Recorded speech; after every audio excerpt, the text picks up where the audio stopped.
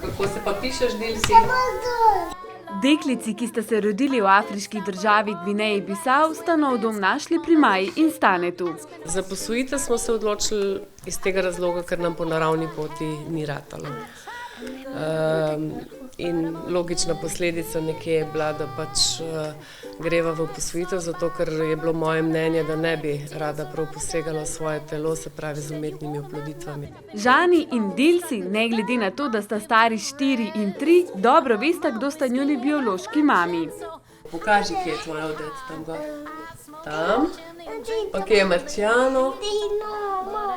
Tukaj je Odet, tukaj sem jaz, Marciano je tole, Odet je pa tistole. Posvojitev je predlagal Stane, Majin mož, ki je želel, da žena občuti čar materinstva. Tudi moram reči, da nisem ravno blazne želje imela, da bi ravno bila mama. Potem je pa moj mož bolj bil nekako navdušen in sem mu zelo hvaležna. Družina je zdaj popolna, o novi posvojitvi ne razmišljata, saj imata že z deklicama polne roke dela. Smo pa Mavrica. Od bele do črne je veliko barv in v tem uživamo. Maja pravi, da se njena materinska vloga popolnoma nič ne razlikuje od tiste, ki bi občutila, če bi rodila po naravni poti. Jaz nimam prav nobenega občutka, da bi bila za kaj prikrajšana, ker sama nisem rodila.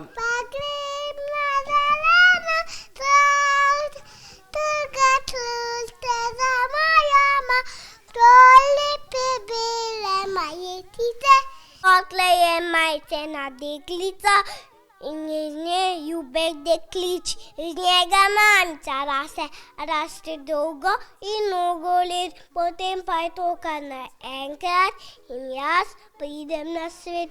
Mama zraste iz ljubezni in skrbi, te pa pri Štamol Drolčevih ne manjka. Ti pa naučko.